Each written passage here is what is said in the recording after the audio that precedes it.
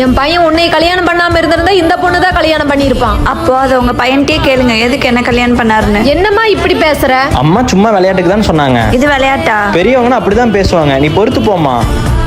என்னம்மா உங்க வீட்ல உனக்கு பணம் தர்றேன்னு சொன்னாங்க? இல்லத்த, இப்ப அப்பாக்கே கொஞ்சம் பிசினஸ் சரியா போகல. சரித்த, நான் எதுக்கும் கேட்டு பாக்குறேன். ஐயோ பாப்பா, இப்ப எதுக்கு அவர்கிட்ட இதெல்லாம் கேட்டுட்டு? அப்புறம் பாத்துக்கலாம் வீடு.